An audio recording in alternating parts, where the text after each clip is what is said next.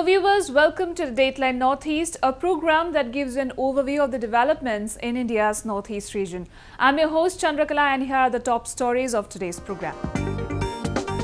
Sukhoi jet operates for first time from Guwahati Civil Airport. Daughter of vegetable seller from Mizoram tops HSLC exams, makes family proud.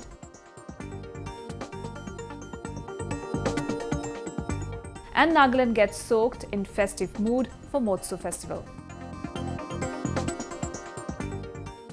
In a recent development, the Eastern Air Command of the Indian Air Force conducted a fighter aircraft operational exercise in Guwahati Airport. It had deployed Russian-origin Sukhoi Su-30 MKI fighter jet for testing and carried out takeoff and landing operations. The aim of carrying out the fighter aircraft operation was to validate the fighter operating procedure, familiarize the crew with airfields and exercise coordination with civil agencies for such operations. A report. The Eastern Air Command of Indian Air Force has been pivotal in conducting aircraft operational exercise in different airports for various strategic purposes. Recently, the IAF conducted a two-day aircraft exercise and operated its fighter jets, including Russian-origin Sukhoi Su-30 MKI fighter jet for testing in civilian airport of Guwahati. During the exercise, takeoff and landing operations were conducted with an aim to use the civilian airports for strategic purposes in case of war-like situation and attack. इसका main मकसद ये था कि ये अपने basis से तो उड़ते रहते हैं बट उनको सिविल एयरफील्ड से जहाँ पे वो कंटिंजेंसी में कभी ज़रूरत पड़ने पे हो सकता है कि उनको सिविल एयरफील्ड से भी ऑपरेट करना पड़े। तो जो उनके पायलट्स हैं और क्रू हैं उनको फेमिलराइज करना ज़रूरी है और ये कंसेप्ट को वैलिडेट करना कि वो यहाँ से इस कंडीशन में उड़ सकते हैं। इसमें जो सिविल एटीसी है उसको भी फाइटर ऑपरेशंस से उनको अवगत कराया जाता है, उनको उनके फाइनर पॉइंट्स जो होते हैं वो समझ में आते हैं। जो होस्ट बेस है उसके लिए भी ये नॉलेज का विषय, ये नॉलेज मिलती है उनको कि फाइटर्स यहाँ से ऑपरेट करने के लिए हमें उनको किस प्रकार से सपोर्ट करना है। As part of the exercise, activities like drilling was conducted which will give the Indian Air Force more flexibility and clarity as a part of their war preparedness. During the exercise, the fighter pilots and crew were seen coordinating and availing training to operate from major civilian airports. This is also being done to be fully prepared for an eventuality where the IAF may need to shift operating bases at a moment's notice from a military airfield to a civilian airport. India का focus अभी east पे काफ़ी है वैसे development पे, और दूसरा विषय ये है कि जो हमारा नॉर्दर्न नेबर है चाइना, उसकी कैपेबिलिटी बढ़ती जा रही है और हमारा कर्तव्य बनता है कि हम अपनी कैपेबिलिटी जो है उसको बढ़ाते जाएं ताकि अगर कभी ज़रूरत पड़े तो हम में उनको रोकने की शक्ति होनी चाहिए। Such a major step by the Eastern Air Command of IAF will not only provide exposure to aircraft pilots but will facilitate the growth of civilian airports to be fully operational under its area of responsibility in case of any eventualities. Moving on, a 16-year-old girl from Mizoram state has topped the higher secondary leaving certificate examination with a score of 97.2%, beating nearly 17,000 candidates. Her hard work, perseverance and self-determination have made her succeed despite all odds and challenges. A report. The HSLC result has been declared and students who left no stones unturned during preparations have come out with flying colours. This teenager from Mizoram is grabbing headlines for her outstanding achievement. Making the whole state and her parents proud, 16-year-old Lal Rinungi has proved that hard work can lead one to success regardless of difficult situation and circumstances. Lal Rinungi hails from a poor family in Mizoram's remote village and she has topped the HSLC examination by scoring 97.2%.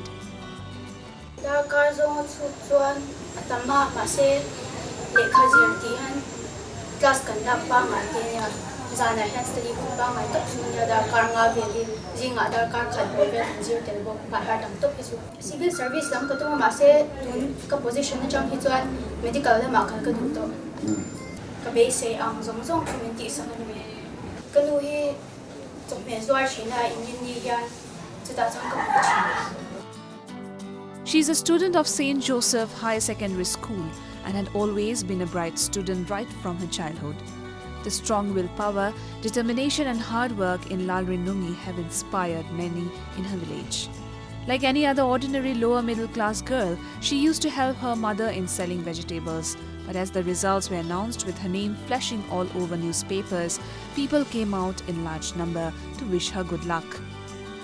Her parents have always been her pillar of support that enabled her to be unwavering in achieving her goal in life.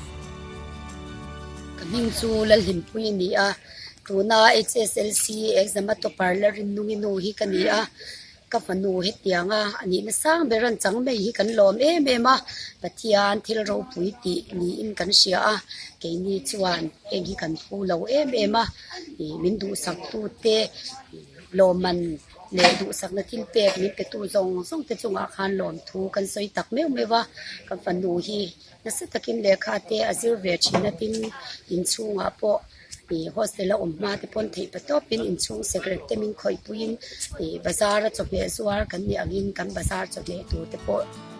Such a remarkable achievement by a young girl is a proof of the fact that poverty and economic disparities cannot deter anyone if there is a strong determination in achieving greater heights in life. Well, viewers, Manipur has rich mineral resources and farmers of the state have been practicing organic farming religiously. For many, this has become a sustainable source of income. In today's episode, let me introduce you to a 37-year-old farmer from Manipur, Mayangbam Shyamchandra Mete, who turned to an integrated organic-based multi-farming since 2010 and is the sole bread earner of his family. Take a look. In the northeast region, integrated farming is a source of livelihood for many. Integrated farming refers to agricultural systems that integrate livestock and crop production and are sometimes known as integrated biosystems. Meet 37-year-old integrated organic farmer Mayangbam Shyamchandra, who hails from a remote village of Wangu, Nautakong in Bishnapur district. He started integrated organic-based multi-farming since 2010 in his field located at the foothill of Wangu, Naudakong Hill. The new method has yielded him better production of crops.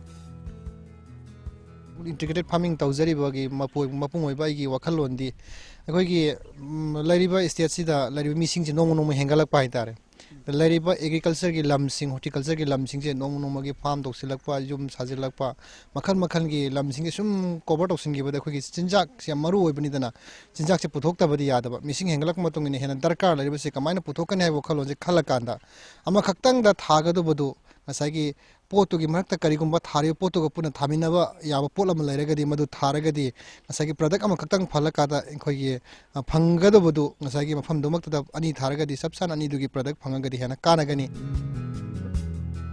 Mayangbam sows varieties of fruits and vegetables including apple, pumpkin, cucumber and gourd. This young farmer says that the country cannot dream of an economically self-reliant state without bringing green revolution. Born to Mayangbam Manglem Jau and Mayangbam Toy, he is the eldest son among 4 siblings.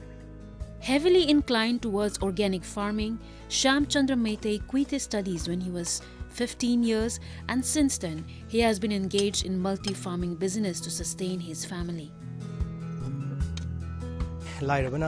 Helakpadagi ma lek tamba tokraga koi lek tamna bo hona bada ma duki matik wai adugu maina wa antana ma si lek tamba tokhi badagi mana mana ningjaba magi thabak thom sing sida mana pangthoki khanjaba sing ayam matam angang wering he matam da su mana tawgena khanba sing ayam mai pa e koi mungda aduna mana pusilaiba thabak sing asi soidana mai pa kani hai pisi khanbadagi koi yamna wana magi tung injeraga koi mana tawsi hai thabak kudimak tai koi adum thawai haksang yauna magi tung injeraga thabak sing asi pangthok minare. As a mark of his recognition, Mayangbam had been awarded 3 state awards and 2 district-level awards for integrated organic-based farming. He also runs a vermiculture plant for making organic fertilizers for his farm. सरकार की माइकई दगी मतेंग से होय मसा मसा बदि दुम खरा फंगबदि लै आई सिगी बार्मी कंपोस्ट सा मतम दा हनबदा एग्री दगी आई पिट अनि साबगी लुपा लिसिंग 53 मुकी मतेंग आई फंगजकी अदुगा पुखरी मसा म तौबद हॉर्टिकल्चर दगी लुपा लिसिंग 13 मु मसु मतेंग पांगबिरके अदुगा लोइना खोगी सरकार की हारगदी पंचायत प्रधान दैसु दुम आई मतेंग दुम लुपा लिसिंग 13 मु दुम फंगजकी. Though Mayengbam Shamchandra could not pursue a white-collar job, the profit he earns from his farming business is not less than that of a salaried government employee. Integrated farming has not only become a source of livelihood for many, but it provides opportunities for agri-oriented industries and related tourism-based activities. Let us now take a look at some of the events that made news in the Northeast recently. Cyclone Foni, which wreaked havoc in Odisha, brought heavy rains to India's northeast region. In Assam, heavy to very heavy rain was witnessed. Strong surface winds with speed of up to 40 km per hour created chaos in the state. State capital Guwahati was waterlogged that led to heavy traffic jam and making normal life difficult for city dwellers. Meanwhile, in Tripura, waterlogging and heavy downpour was seen due to the effect of Cyclone Foni. Due to overnight rain, several roads were underwater and vehicles had to wade through the water. In Meghalaya, Cyclone Foni led to landslides and road blockades in different parts of the state. Gusty winds from the cyclone uprooted several trees and normal life was affected. India deported 20 Bangladeshi nationals from an immigration checkpost in Assam. All deported Bangladeshi nationals were lodged in detention centers in Assam after being arrested for entering India without valid documents. Bangladesh police and Bangladesh border guards have been cordial with their Indian counterparts for carrying out the procedure smoothly. The Srimanta Shankardeva University of Health Sciences in Guwahati recently issued a dress code for students as part of maintaining workplace environment. A recent notification issued by Deepika Deka, the Vice-Chancellor of the university, lists out 16 clothes and footwears not to be worn in the university campus. This includes party attires, picnic clothes, t-shirts, body-hugging and exposing clothes, micro-minis, transparent walking shorts, pedal pushers, leggings, tights, etc. Wearing excessive jewelry is also banned. As per reports, authority will take disciplinary action against anyone violating the order. Recently, Tripura came alive with the celebration of Garya Puja that brought together both tribals and non-tribals.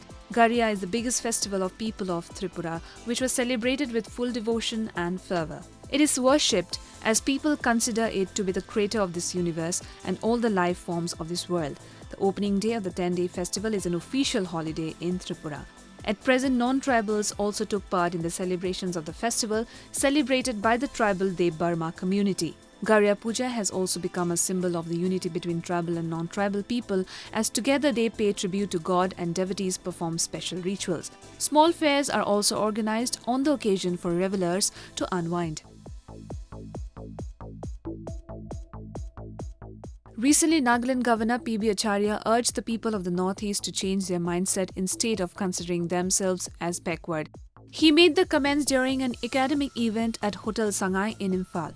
While noting that every citizen has the ability to become a game changer and bring significant changes in the country, Acharya advocated for empowerment of citizens through right education. Further, he stressed that India will be able to stand up only when everyone takes their own responsibilities. Recently, Air Commodore Venkati Mare has taken over as the Air Officer Commanding of Air Force Station Guwahati, replacing Air Commodore Shashank Mishra. The Air Commodore is an alumnus of National Defence Academy, Kharagwasla. He was commissioned in the flying branch of Indian Air Force as helicopter pilot on June 16, 1990. The officer is an experienced helicopter pilot with 6,000 flying hours and has extensively flown in Northeast as well as Jammu and Kashmir sector in various operational roles. The 5th Mokokchung Auto Moto X and Motso Sprint 2019 completed recently at Yamchalu village, some 15 kilometers away from Mokokchung, Nagaland. The 3 days long Auto Motsu Sprint was organized by the Adventure and Motorsport Association Mokokchung and hosted by Yamchalu Village Council. The car race saw 4-wheeler vehicles sprinting for 2 runs and autocross to select the driver that clocked the best time in their respective categories. The motocross also saw 14 riders starting at the grid line and only 9 riders got selected for the final run. Prize distribution program was also held where the winners were awarded cash prizes, certificates and trophies. Mokokchung Auto Moto X and Motsu Sprint 2019 is part of the Northeast Championship ranking round 6. Festivals of Nagaland are an eye-opener for travellers across the world as the state is home to numerous tribes who have colourful cultures and follow unique customs. The state is widely known for hosting the incredible Hornbill Festival but also celebrates many other cultural festivities every year. One such is the Motsu Festival or Spring Festival celebrated by the Ao tribe of Nagaland. Take a look.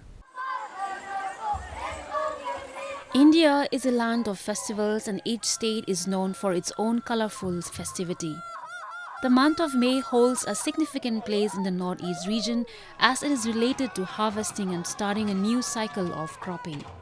One such festival is a Mawatsu Festival or Spring Festival that is celebrated by the Ao tribes of Nagaland. Mawatsu Festival is celebrated in the first week of May every year to seek blessings from the Almighty for a bumper harvest. The festival was recently celebrated with utmost zeal and fervour at Anumai Amphitheatre, Tuyimlang village of Nagaland. It is a festival marked to invoke God's blessing after the sowing season. Like most Naga festivals, Mawatsu is marked by rituals of sanctification of the individuals and the community to prepare for the receiving of the Almighty's blessing. The dark sky and rain did not dismay the festive mood as villagers young and old dressing traditional attires came to attend the celebration. The Ao community observes Mawatsu Mong after the sowing is completed. The festival provides them a period of recreation and entertainment after the tiresome work of clearing fields, sowing seeds, burning jungles that stretch over a week. The Mawatsu festival is also marked by peppy songs and dance numbers.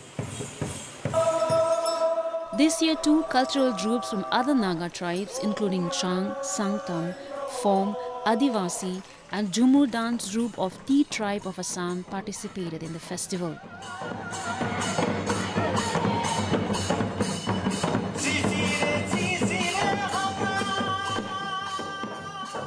Besides colourful performances, the festival also saw fun activities like tug of war, log drum beat, cane and bamboo craft making and weaving by a group of women. Moreover, this festival also provides opportunities for the youth to demonstrate their skills and physical prowess. We have been endeavoring to preserve this rich tradition and the spirit of our villagers to uphold this rich tradition has been recognized by the government. The Department of Tourism, Government of Nagaland has named Tuyimlang as the Mawatsu destination. Festivals like this not only enlighten travelers about the number of unknown facts about the region and the unique culture, but it strengthens diplomatic ties with neighboring villages also.